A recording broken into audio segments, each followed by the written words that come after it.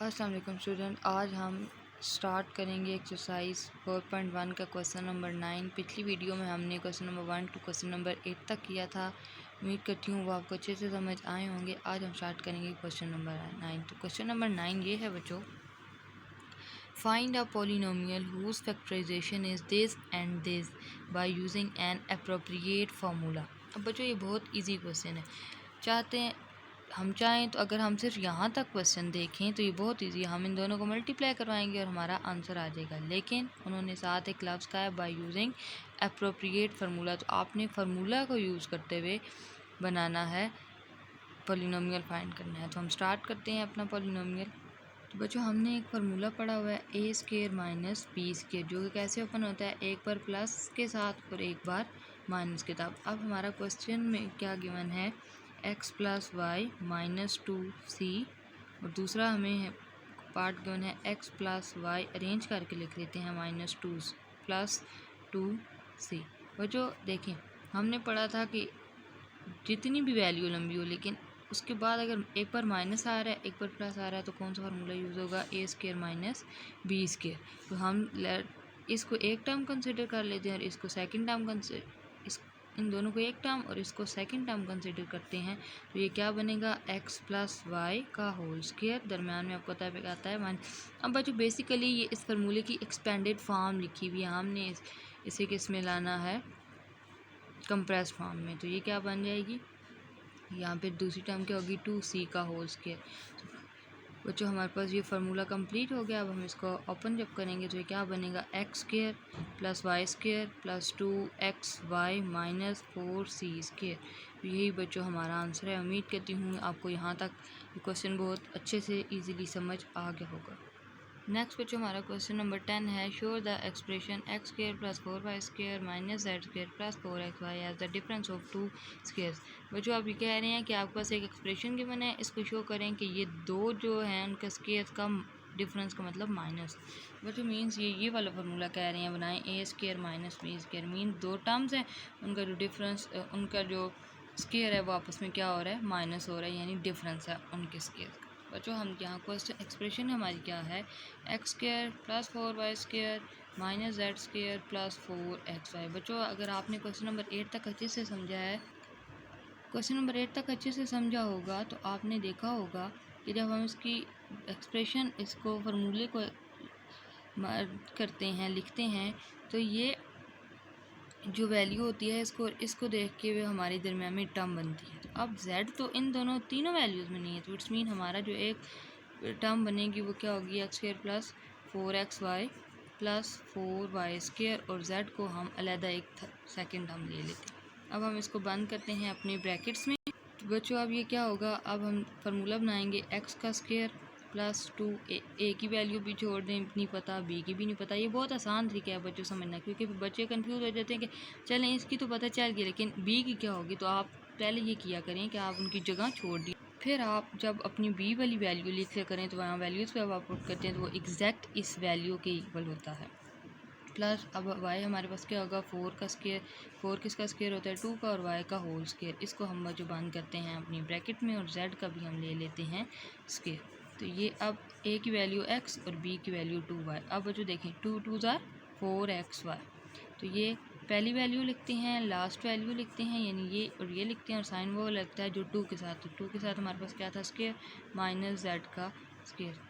यहाँ तक बच्चों उम्मीद करती हूँ आपको अच्छे से समझ आया होगा। तो बच्चों अकॉर्डिंग टू क्वेश्चन हमने यही प्रूव करना था कि इस एक्सप्रेशन के जो दो स्क्वायर बनेंगे वो उसका डिफरेंस क्या होगा, x प्लस 2y का एक स्क्वायर एक माइनस z का स्क्वायर, मीन्स एक इसके ये है वैल्यू, एक ये है, तो इनका डिफरेंस जो है वो इस एक्सप्रेशन का आंसर है। उम्मीद करती हूँ ये क्वेश्चन भी आपको अच्छे से समझ आएगा।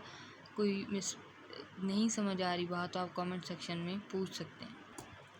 अब बच्चों चलते हैं अपने नेक्स्ट क्वेश्चन की तरफ। नेक्स्ट क्वेश्चन नंबर है हमारा 11, find the missing factor in the following expression. हमें गिवन है 2y square minus 3y minus 27 is equal to x plus c। अब ये हमें नहीं पता तो इसको हम बाय फार्मूला बाय देख कर सोल्व करते हैं। और बच्चों इसमें जो फार्मूला लगेगा वो बेसिकली मिड टर्म ब्रेक वाला फार्मूला लगेगा, क्योंकि हमें एक फैक्टर गिवन है, हमें दूसरा फैक्टर निकालना है, तो हम इस एक्सप्रेशन पे लगाएंगे मिड टर्म ब्रेक वाला फार्मूला। तो हमारे पास एक्सप्रेशन क्या बनी हुई है, 2y² माइनस 3y माइनस 27।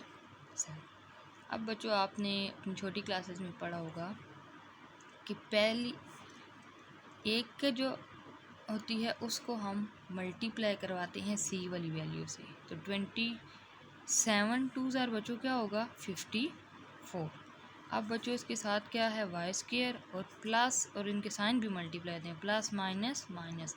अब बच्चों हमने इस वैल्यू को देखते हुए ऐसे फैक्टर बनाने हैं कि जब मल्टीप्लाई करवाएं तो ये वाली वैल्यू बने, और जब उनको प्लस माइनस करें तो हमारे पास मिड टर्म बनी।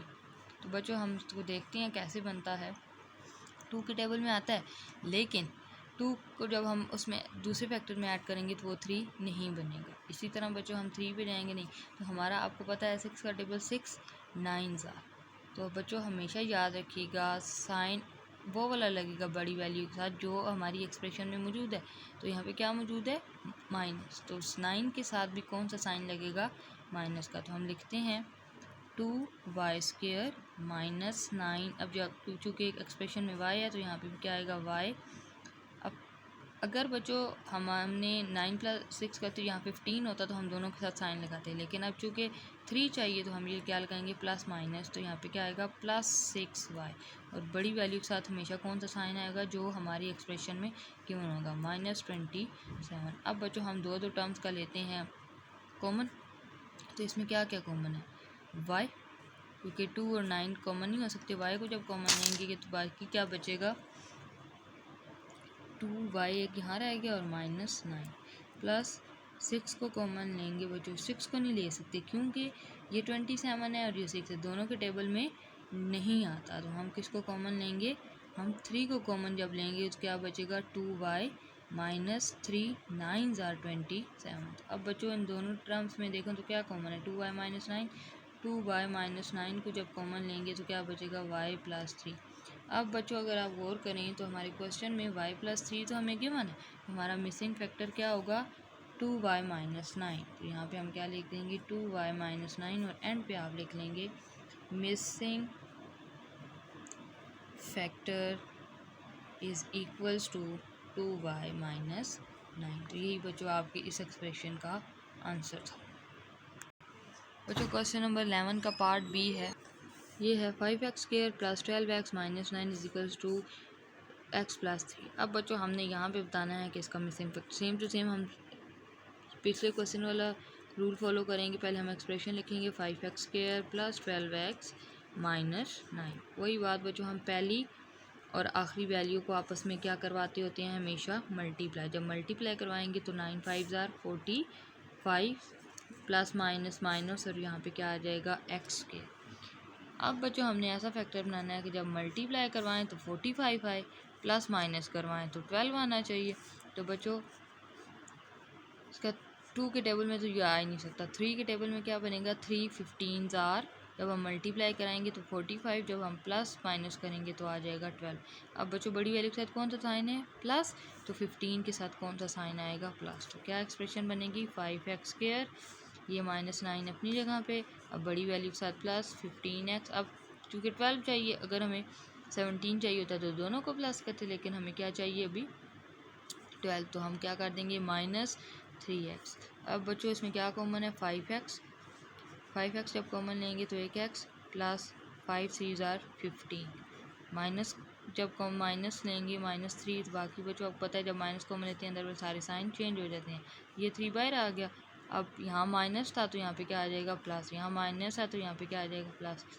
3 3 आर 9। अब बच्चों इन दोनों ये एक टर्म है ये एक टर्म है, तो ये क्या बन जाएगा 5x + 3, दोनों में हम लेंगे कॉमन, तो बाकी क्या रह जाएगा 5x - 3। तो बच्चों ये वाला फैक्टर तो हमारे पास मौजूद है, कौन सा नहीं है 5x - 3। तो हमारा आंसर क्या आएगा, missing factor is equals to 5x - 3। उम्मीद करती हूँ बच्चों आपको ये लेक्चर भी अच्छे से समझ आया हो। कहीं से समझ नहीं आई आप कमेंट सेक्शन में पूछ सकते हैं। अगर वीडियो पसंद आई है तो लाइक करें, शेयर करें, कमेंट करें एंड देन सब्सक्राइब करें चैनल।